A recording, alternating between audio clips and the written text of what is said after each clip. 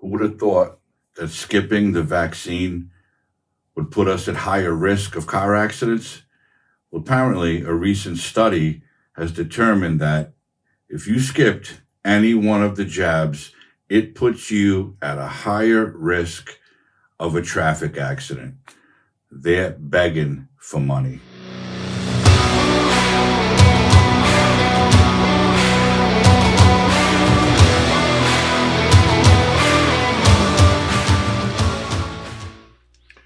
Before I get into this, don't forget to like this video, subscribe to my channel, and hit that notification bell so you never miss an episode. And don't forget to share my videos with as many people as you can. I'd really appreciate that. And drop a comment and let me know your thoughts. In 2021, a Canadian research group examined the encrypted government-held records of more than 11 million adults. 16% of those adults who had not been vaccinated for COVID. Their study found that unvaccinated people were 72% more likely to be involved in a severe traffic accident in which at least one person was transported to the hospital. The excess risk of car crash posed by unvaccinated drivers exceeds the safety gains from modern automobile engineering advances. So let me get this straight. They looked at records of unvaccinated people, and then they looked into their driving history to see if they were involved in traffic crashes. And if they were, they had to go back and check to see if they got one of the jabs. How is not getting a jab, how is that even possible? That just because you didn't get this jab, you would be more likely to be involved in a car wreck. And it also goes on to say that, of course, skipping COVID vaccines does not mean that someone will get into a car crash, but instead the authors theorize that the people who resist public health recommendations might also neglect basic road safety guidelines.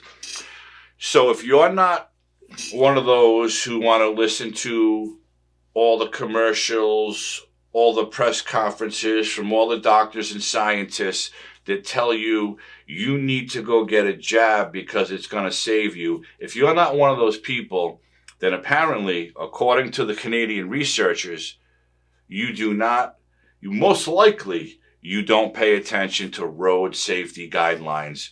So you just drive around blindly and cut people off and go through red lights and stop signs, and you don't obey traffic laws. I, for one, think this is unbelievable, especially because Fortune Well magazine is a magazine sponsored, at least, I think they're sponsored by them. It may be a publication of this company, but I'm not sure. But I know they're at least a sponsor. CVS Health, CVS Pharmacy, where millions of people have gone to get a jab. My opinion is that's a conflict, but who am I to say? Why would they ignore the rules of the road? The study asked. And the answer is distrust of the government, a belief in freedom, and misconceptions of daily risks. And you could have a misconception of your daily risks, but we all risk getting into a traffic accident every time we get behind the wheel of a car. We could be the safest drivers out there, but you have to worry about everybody else around you, right? So what does getting a jab or not getting a jab have to do with this? And why is this relevant today? I'm going to tell you why I think it's relevant, because these companies now are coming out with all the latest jabs. And the more of the new jab they give to people, the more money the companies are going to make. That's why this study is around, because they figure if they make people nervous enough, okay, if they make them nervous enough, that they have them believing that, oh my God, I am in a higher risk of getting into a bad traffic accident if I don't go get it. People are going to line up out the door to get these things because they're going to be in fear of a traffic crash. It just doesn't make sense to me, because vaccines have been around for hundreds of years. Now, I don't know if road safety protocols were ever an issue in any other vaccine. The flu vaccine, for instance, has been around forever, for years and years and years. And people get it if they want, or they don't get it. And we all see commercials, get your annual flu vaccine, blah, blah, blah, blah, blah. And a lot of people do and a lot of people don't. But I, for one, have never seen anything in any publication on any news media outlet that says we would be at higher risk of a traffic crash if we didn't get the vaccine. But the article also says researchers have examined the link between behavior and vaccination status among young adults. A 2021 study published in the Journal of Bioeconomics found a correlation between self-reported risky driving and having skipped their flu vaccine. So, if you're a young adult and you don't get your flu vaccine, apparently you are a risky driver. You're driving recklessly.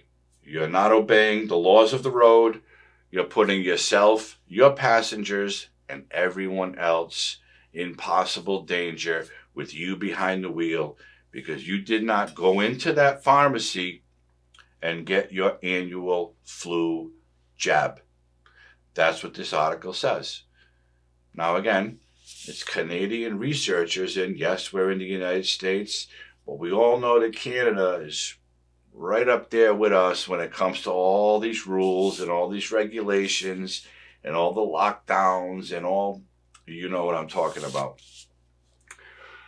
I don't understand how, and what does driving have to do with getting a vaccination?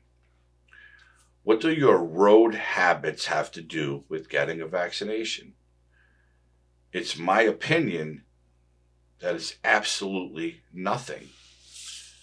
So this study could be somewhat legit. I'm not doubting it. Now, who am I to doubt it? I'm just reading and telling you what I saw. But if we were to believe that every time there's, say, a new virus or something's going on, and the government's telling us you need to go get this, and they're available, and here's the next one, and here's the next one, and here's the 6th one, and the 10th one, that we need to run down and sign up and get it. Because if we don't, we could possibly get into a severe automobile accident. I think it's utterly ridiculous, and I think it's bullshit.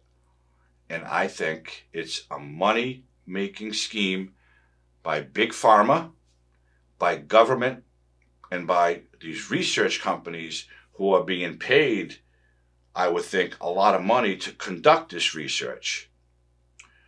So if you're one to think that this study is legitimate, and again, I'm not saying it's not legitimate, it's out there, Fortune Well magazine, go on Google, look it up, throw it up into Google, and you'll find this article. But if you believe that without you getting the jab, you're at a higher risk of a traffic crash, then I just don't know what to say. I cannot fathom how not having a shot put in my arm would make me a risky driver, would make me not want to obey or not obey the rules of the road, and would possibly get me involved in a severe traffic crash. This is more, in my opinion, government propaganda. It's more Big Pharma pushing their product on the people of the United States and, of course, Canada, and probably all around the world. When can we just say we choose not to do it? We feel that it's not good for us. We've looked at research, we've seen this, that, or the other, and we don't believe that we're at risk of anything. And if we get sick, shame on us, okay? But to put out something like this is nothing more, I believe, than a scare tactic and something for all the liberal bleeding hearts to say, see, we told you, you should get it because all these bad things can happen if you don't get it. I, for one, I'm not going to worry about getting into a traffic crash because you can't determine if that's going to happen. Again, you could be the safest driver out there and somebody could come along and crash into you and there's nothing you can do about it. So whether you're vaccinated or unvaccinated, I think is irrelevant to the way you drive when you get behind the wheel of your car.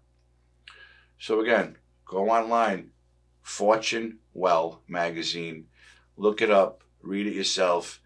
I think it's propaganda. I think it's a money-making research scam. And that's my belief, and that's my opinion. And that's it for this episode. Again, if you haven't liked this video, please hit the like button and subscribe to my channel and hit the notification bell. And I hope everybody's healthy and safe. And I'll see you real soon with something else. Have a great night.